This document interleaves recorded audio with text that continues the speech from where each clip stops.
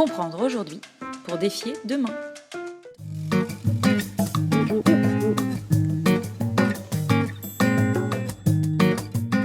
Jean-Marc, nous représentons tous les deux visions de l'économie. Tu possèdes l'histoire de l'économie et tu as su non seulement la diffuser, mais la vulgariser de telle manière que ce que tu dis est très apprécié et reconnu. Moi, j'ai vécu 80 ans d'aventures qui sont purement pratiques et qui m'ont conduit à mélanger tout le temps l'économie et le droit, ce qui est beaucoup plus difficile à faire maintenant, parce que après une trentaine d'années de multilatéralisme, on a essayé de fabriquer des grands organismes qui étaient censés tout pouvoir résoudre. On est revenu aux bonnes vieilles pratiques qui oscillent dans la dernière mouture avec le protectionnisme de tous les pays, et plus spécialement aux États-Unis, avec une forme de cynisme qui fait qu'ils ont leurs droits qui s'imposent à tous les autres, ce qui n'est pas ma conception. Que penses-tu de ce modèle économique? Comment vois-tu l'évolution entre cette économie et le droit tel que j'aime bien qu'il vive? Oui, alors je ferais d'abord une première remarque un peu à titre d'introduction sur le fait que le droit et l'économie, ça a toujours été très lié. Quand on regarde les... Alors, je ne vais pas insister trop longtemps là-dessus, mais quand on regarde les 12 tables qui fondent le droit à Rome, les 12 tables, les deux premières, c'est des histoires de procédure, et la troisième, c'est le règlement des problèmes de la dette. Et comment on règle la dette, et puis c'est assez violent, puisque quelqu'un qui ne rembourse pas, il est dit dans la table en question qu'on peut le vendre comme esclave à condition que ce soit au-delà du Tibre. C'est-à-dire on peut le vendre comme esclave, non pas à un Romain, mais à quelqu'un d'autre, s'il n'a pas réglé sa dette. Donc il y a le problème de la dette, qui est un problème économique, est au centre de la constitution du droit romain. Le deuxième élément qui est important dans les 12 tables, c'est le respect du droit de propriété. Une des tables dit qu'on n'a pas le droit, quand on est chez quelqu'un, de lui prendre ni sa vigne ni ses poutres. Et donc, on ne peut pas lui prendre sa maison, on ne peut pas lui prendre ce terrain, sans qu'il y ait une règle qui soit définie par un juge. Donc, je crois que le lien entre l'économie et le droit, c'est la dette, le rapport au temps, la façon dont on honore son contrat. La dette, c'est on prend un engagement qu'on ne respecte pas, et c'est le respect de la propriété. Alors, on en est où là ? En ce moment, je crois qu'il y a trois choses qui ont marqué l'évolution récente du droit et de l'économie. La première, c'est effectivement l'introduction de l'État en tant que partie prenante à la définition et à l'intérêt du droit. Toute une partie du droit, c'est quand même autour du contentieux fiscal, autour de la façon dont effectivement les citoyens honorent leurs engagements à l'égard de l'État. Avec en France une situation qui me paraît absolument incroyable, c'est que on a au nom de la confiance, il y a une loi qui a été votée récemment sur la confiance, dans laquelle les gens sont susceptibles de se tromper. C'est-à-dire il y a le droit à l'erreur. C'est-à-dire le principe fondamental du droit qui était nul n'est censé ignorer la loi est en ce moment contourné dans le fait que vous avez le droit d'ignorer la loi parce qu'elle est devenue tellement compliquée dans vos rapports avec l'État, c'est-à-dire que c'est véritablement l'introduction de l'État sur des bases fiscales qui consiste à dire le droit est devenu mystérieux, aléatoire. Le droit est devenu une sorte d'élément de négociation et non pas règle du jeu. La deuxième caractéristique dans l'introduction de ce qui s'est passé depuis Rome, c'est la concurrence. C'est-à-dire que le règlement essentiel de l'économie et l'économie de marché, ça repose sur la concurrence. Donc ça a généré un droit de la concurrence avec... autour du droit de la concurrence, une action qui est une action qui se veut de préservation d'un principe général. Ce n'est pas uniquement le droit des individus dans le droit de la concurrence, c'est on préserve un principe d'organisation qui est la concurrence, un peu comme était le droit de propriété. Et puis, ce qui me frappe, et donc c'est ce que tu disais sur les États-Unis, c'est l'utilisation maintenant du droit à des fins protectionnistes. C'est-à-dire que ce que j'appelle le protectionnisme judiciaire, bon, moi j'ai 3 exemples en tête. C'est le cas de Carlos Ghosn qui est arrêté au Japon on finit par... son grand crime, c'est de s'être marié à Versailles à la fin des fins. Son grand crime, c'est d'avoir été grotesque, c'est d'être un parvenu. C'est le crime ultime, on le voit en train de se marier. Bon. Mais sur le fond, la substance se défait progressivement. C'est la directrice financière et fille du fondateur de Huawei qui est toujours en prison au Canada sans qu'on arrive à savoir quel est le corpus du reproche qu'on peut lui faire sur un plan strictement juridique. Et le troisième élément, c'est la façon dont les États-Unis, dont on parlait, utilisent des références juridiques pour empêcher le commerce entre certains pays. C'est-à-dire la façon dont on dit aux gens, vous ne commercerez pas avec l'Iran, non pas parce que ça correspond à un marché qui nous paraît un marché dangereux, vous ne commercerez pas parce que notre droit vous impose de ne pas commercer. Et donc c'est la formule célèbre de Connelly, qui était le secrétaire au Trésor de Nixon, le dollar, c'est notre devise et c'est votre problème. Et la traduction de ce problème passe maintenant par la règle de droit, ce qui me paraît un détournement de l'esprit de ce que devrait être la règle judiciaire. C'est exactement ce qui me préoccupe et qui m'a fait souhaiter qu'on ait cet entretien. Je fais un petit retour sur la dette. La traduction de la table romaine, c'est faite à Padoue avec la pierre de la honte. C'est exactement le même principe. On installe le débiteur sur la pierre de la honte avant de le sortir de la ville. Alors, il y avait toute une procédure de bannissement qu'on a retrouvée d'ailleurs dans tout un tas de lois en Europe, y compris en France, dans toutes les lois sur la faillite que j'ai eu à connaître. Je ferme la parenthèse. Par contre, en France, l'intervention de l'État et notre système un petit peu cafouilleux de gestion de la dette a fait que petit à petit, on a effacé le droit pour lui substituer le règlement. Et ce que tu dis de la loi sur le droit à l'erreur, c'est ça. On décide de dire après tout le droit, c'est plus ce que c'était, ça va être autre chose. Parce que ça donne une espèce de souplesse à l'administration, à ces règles qui s'imposent, mais il faut qu'elles s'imposent avec mesure, quitte à s'affranchir du droit. Et moi, je trouve que on a perdu en France le sens du droit au profit du sens de la règle. Et la règle, ça n'a rien à voir, c'est administratif, ce n'est plus républicain ou démocratique. Qu'est-ce que tu penses de cette évolution par rapport à l'économie en général? Oui, je suis assez d'accord avec ça. C'est-à-dire que je pense que dans l'histoire de la dette, c'était quoi en fait? La dette, c'est quelqu'un qui prend un engagement qu'il ne peut pas tenir. Bon.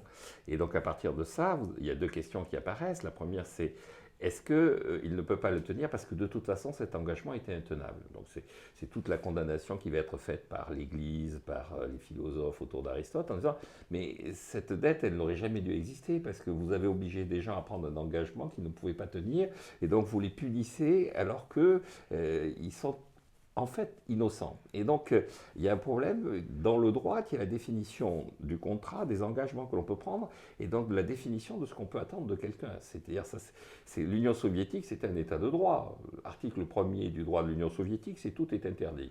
Donc à partir de ce moment-là, on disait il y a une règle de droit et puis cette règle de droit, elle va s'abattre sur vous parce que de toute façon, elle est inapplicable. Donc je crois que dans l'histoire de la dette, ça pose la question de la nature du contrat, de la nature de ce que la loi, le texte, va imposer aux populations et aux citoyens.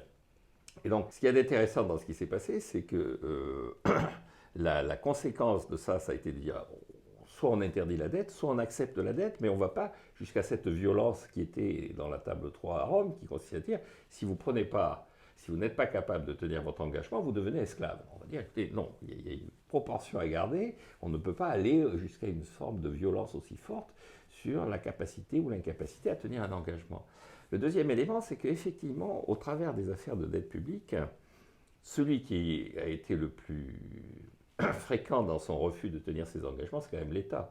C'est-à-dire l'État, il a fait banqueroute régulièrement. Et donc, effectivement, l'entrée au travers de la dette publique, de la fiscalité, de l'État dans le rapport avec les autres, au travers de ce qui aurait dû être un contrat, là aussi je cite souvent l'histoire, donc la première grande banqueroute, celle de 1557 que fait l'Espagne, les créanciers vont voir Philippe II qui dit « c'est pas moi qui ai pris l'engagement, c'est mon père ». Donc son père c'était Charles Quint, ils vont voir Charles Quint et ils disent, qui est toujours vivant, et ils disent à Charles Quint « mais vous avez juré sur la Bible que vous rembourseriez la dette ». Oui, donc c'est un engagement que j'ai pris vis-à-vis de Dieu, pas vis-à-vis de vous. Et alors, ils disent, écoutez, mais nous, on devrait être projet. Non, non, l'engagement que j'ai pris, le contrat, vous n'avez pas compris. Le contrat, je l'ai pris avec Dieu. Et à ce moment-là, il y a des créanciers qui lui disent, mais ça va mal se terminer pour vous. Et Charles Quint qui dit, vous savez, à l'âge que j'ai, j'aurai la réponse assez vite. Et effectivement, il est mort peu de temps après. Dans cette histoire, je crois qu'il y a 3 éléments qui sont en avant sur le rapport au droit. C'est effectivement la nature des engagements que l'on prend dans des contrats et comment le droit définit, encadre les engagements que l'on peut prendre. La deuxième, c'est le vis-à-vis de qui on prend ces engagements. C'est-à-dire, est-ce que le juge peut se mêler de l'engagement que vous avez pris, dire, écoutez, ce n'était pas les bons engagements, ce n'était pas à vous. Bon. Donc, quelle est la tierce personne, quel est le pouvoir de la tierce personne en tant que juge quand on prend un contrat?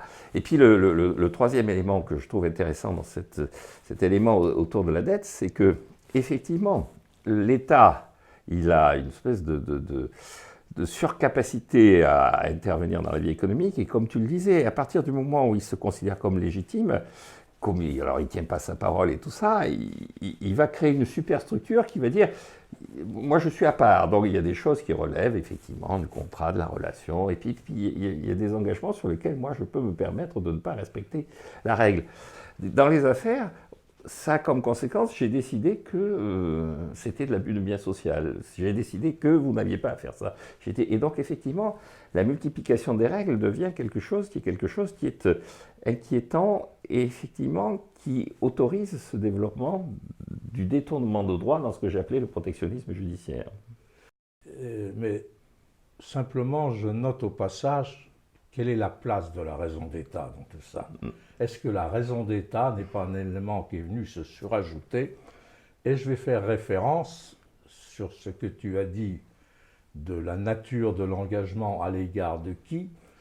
Je vais faire référence à Rabelais en 1550, au moment de la faillite de l'Espagne. Rabelais invente un personnage, le juge Bridois. Et ce personnage travaille très mal parce que tout juge qu'il soit, il joue les décisions avec ses dés. Parce qu'il trouve que c'est plus simple que de les jouer sur des principes généraux qu'il ne partage pas. Il se retrouve à la cour d'appel, poursuivi pour la mauvaise qualité de son travail, mais il dit non, soyez gentil, vous n'avez pas le droit de me poursuivre. Moi, tous les engagements que je prends, je les prends parce que je suis vieux, et je suis vieux parce que Dieu m'a fait vieux. Donc je n'ai à rendre de compte qu'à Dieu, et foutez-moi la paix. Et effectivement, le président de la cour d'appel et les juges, mais il a raison, il a pris ses engagements à l'égard de Dieu. C'est la même chose que Charles Quint, voilà. J'aurais aimé ça avec lui. Donc, il y a quand même là une insulte à la raison d'État.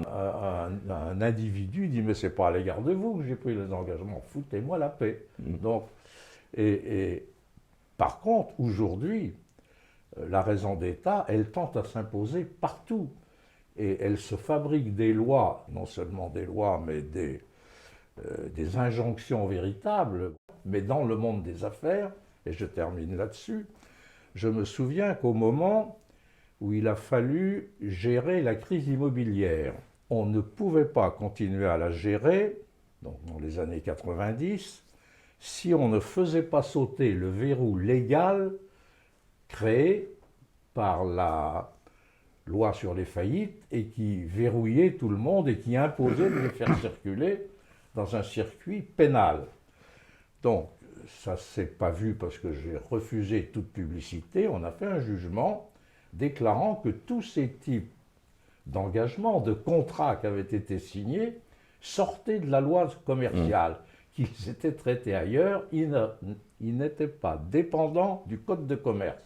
Et à ce moment-là, fort de cette jurisprudence pour laquelle la Cour d'appel a parfaitement admis qu'elle ne ferait pas appel, on a pu traiter à notre manière, sans le dire, parce que ces choses-là s'opposent à la raison d'État et à ses textes, pour surtout pas les dire.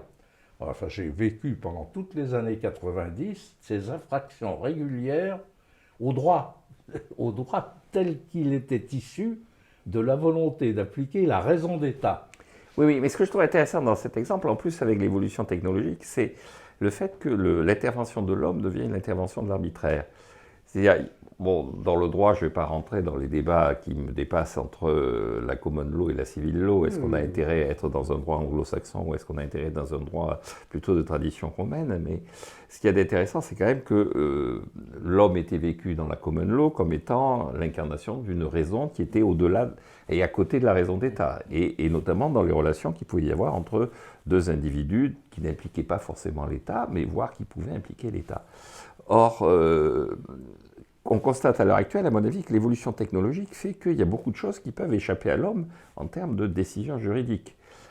L'université d'Harvard a fait un test, ils ont pris pendant 4 ans les décisions de la Cour suprême des États-Unis, et puis ils ont demandé à une équipe de juristes, ils ont demandé quels sont les meilleurs juristes, les meilleurs spécialistes de la jurisprudence de la Cour suprême, on leur a donné une liste, ils leur ont dit voilà, vous allez expertiser les cas qui sont soumis à la Cour suprême et vous allez anticiper quelle va être la décision de la Cour suprême.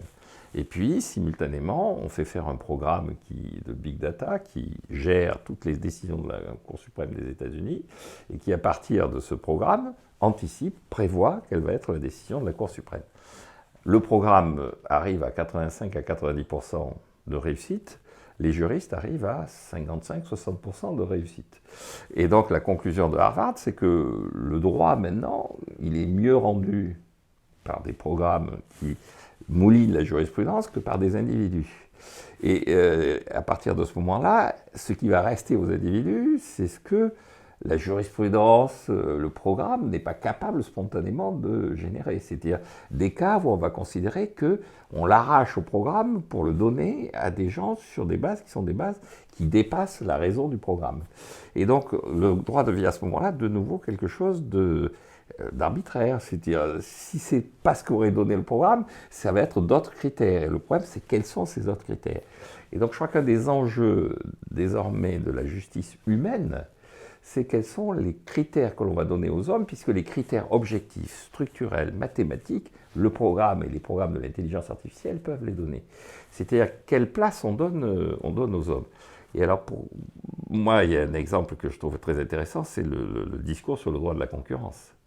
C'est-à-dire qu'il y a un débat sur ce qu'a dit Madame Vestager. Madame Vestager a dit récemment, donc commissaire européenne en charge de la concurrence et donc de la gestion du droit de la concurrence en Europe, elle a dit il faut revoir nos pratiques.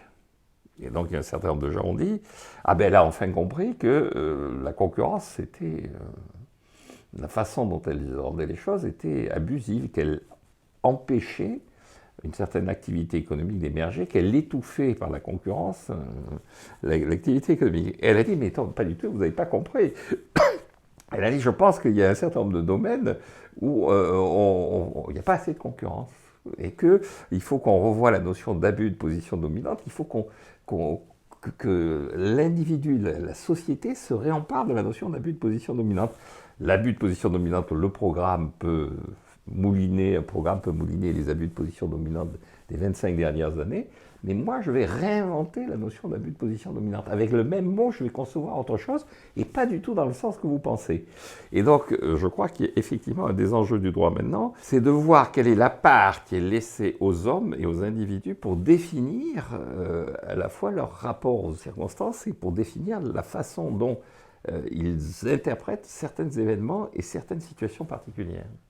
Alors, je rebondis sur le même sujet, parce que ça fait plusieurs années maintenant que nous avons travaillé, mais ça c'est dans le cadre de l'Institut Présage, sur cette notion de déshabiller les hommes à robe pour que ce soit les techniques de raison, par l'utilisation des process de l'intelligence artificielle, qui apportent des anticipations des résultats des grands jugements.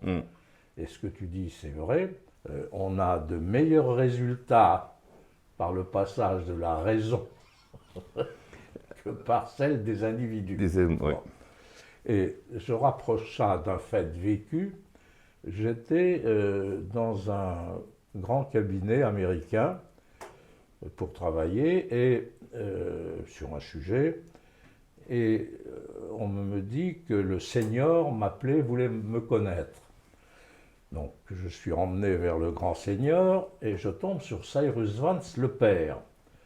Et cet homme me dit, monsieur, je suis très heureux de vous connaître parce que vous échappez complètement aux critères d'analyse de ce qu'est pour moi un juge.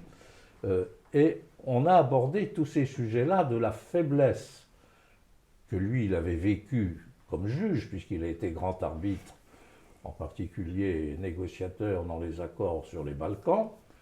Et cet homme-là, il trouvait qu'il y avait une très grande faiblesse dans les juges structurés, et comme il en avait un en face de lui, il ne savait pas très exactement ce que je faisais, mais j'étais baptisé président d'un tribunal en France, et il était très curieux de voir que j'échappais à tous les critères de jugement et d'analyse sur le juge. Donc vous devez être à l'abri des décisions irrationnelles que prennent les hommes. Donc c'était déjà à l'époque, ça fait une quinzaine d'années, et on avait préparé un bouquin avec Présage pour essayer de faire ressentir ce sujet-là. C'est le vrai sujet. Jusqu'à quel moment et à quel endroit on va déposséder des individus, du genre de celle de Madame Vestager, de leur capacité d'imposer des vues humaines. Oui, exactement. Mais là, alors pour revenir à l'économie, Adam Smith, à la fin de son livre, quand il explique quelles sont les conditions pour faire de la croissance économique, il dit qu'il faut qu'il y ait une justice qui soit prévisible, c'est-à-dire que quelqu'un puisse anticiper la décision, c'est-à-dire puisse se dire,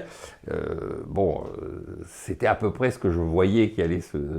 Et une justice, et il dit, alors en anglais, je ne sais pas comment ça se dit, je ne me souviens plus comment ça se dit, mais qui est traduit en français par une justice dont les décisions soient applicables et appliquées. C'est-à-dire applicable, c'est-à-dire qu'elle soit légitime, qu'elle s'appuie sur quelque chose, et appliquée, il faut qu'il y ait quelqu'un qui ensuite fasse en sorte que la décision soit concrétisée. C'est-à-dire ça ne sert à rien de prendre un jugement si la personne qui est condamnée ou la personne qui bénéficie du jugement ne peut pas faire appliquer le jugement. Et alors, ce qui est prévisible, et à mon avis, ce qui est applicable, de plus en plus, les nouvelles technologies devraient permettre de le réaliser. Ce qui va rester aux hommes, effectivement, c'est normalement dans la justice, et donc en amont la définition du droit, donc la loi, le côté législatif, ça appartient et avec le fait qu'il faut que ce soit applicable, c'est-à-dire encore une fois, quand la loi consiste à dire vous êtes censé ne pas ignorer la loi, vous êtes censé connaître la loi, mais c'est tellement incompréhensible que rassurez-vous, on ne vous en voudra pas. À partir de ce moment-là, on est arrivé à une situation qui est une situation absurde. Les 12 tables de Rome, pour revenir à Rome, elles étaient affichées sur le forum et tout le monde était susceptible de les lire. Donc qui savait lire, donc qui était capable de lire et de dire, de porter par la voix le contenu des textes en question. Donc je crois qu'il y a le premier travail, c'est d'avoir des lois applicables et appliquées et compréhensibles.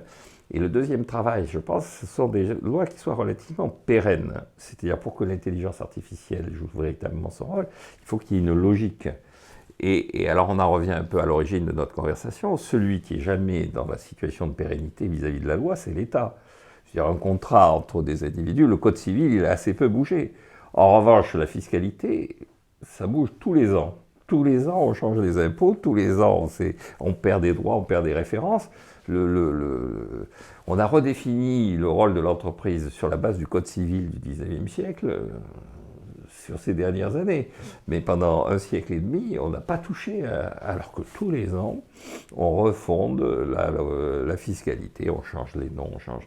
Et donc je crois qu'un des enjeux aussi dans le rapport au droit et le rapport à l'État en tant qu'objet de droit, c'est d'obtenir une sorte de pérennité de la fiscalité, une pérennité de l'action de l'État, une pérennité des droits. On retrouve ça aussi d'ailleurs dans le droit du travail, le code du travail. Et pour autant que je sache, il y a beaucoup de spécialistes du droit du travail qui disent de toute façon on est arrivé à une telle accumulation de textes en France que c'est, pour résumer un peu ma pensée, je pense qu'il y a deux choses à faire. Faire confiance à l'intelligence artificielle, ce qui suppose de lui donner les moyens d'agir de façon cohérente, c'est-à-dire qu'il y ait des références qu'un programme puisse comprendre. Et donc, ce qu'avait montré l'expérience américaine, c'est pas si compliqué que ça.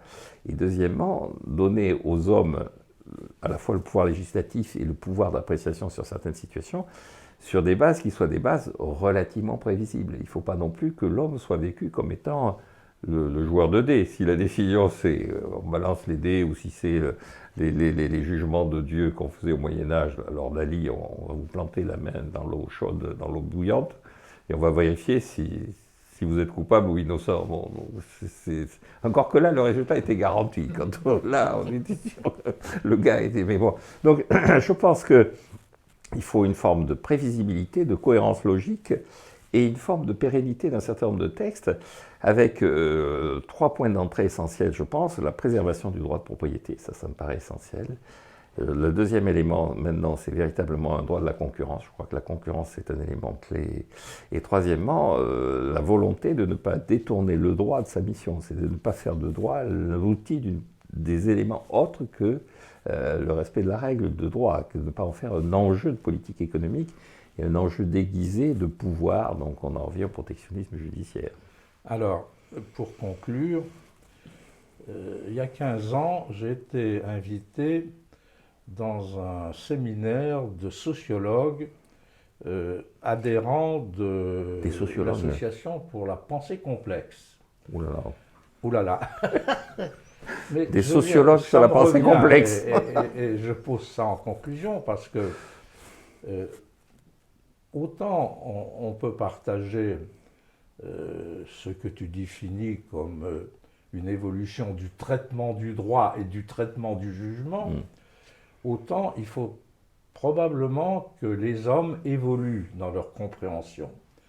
Et ce groupe d'une 60aine de sociologues, ils avaient très bien vu l'opération au sens où ils disaient « il faut absolument que le politique qui fait la loi, qui fait la fiscalité, qui fait le code du travail, qui fait tout, comme tu le dis, ce politique, il faut qu'il se détermine dans un temps de prévisibilité, parce qu'il faut que ce qu'il décide soit applicable. » C'est un peu ce que...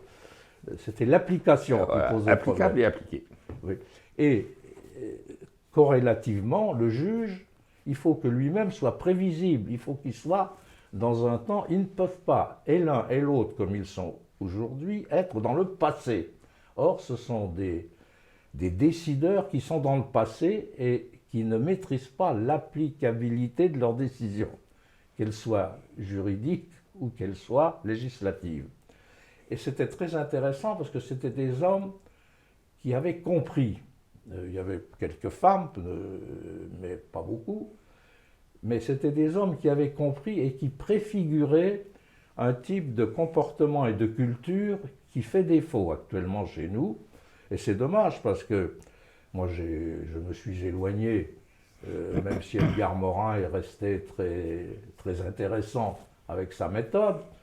Mais j'avais gardé ça en souvenir et c'est pour ça que je le ramène en conclusion, parce qu'il faut aussi que les hommes évoluent. Ah oui, non, mais il faut qu'ils évoluent dans un contexte où ils restent prévisibles, c'est-à-dire ils ont un principe fondamental, générateur qui domine tout dans l'adaptation au temps, c'est applicable et appliqué. Applicable et appliqué, c'est le maître mot de la situation. Merci.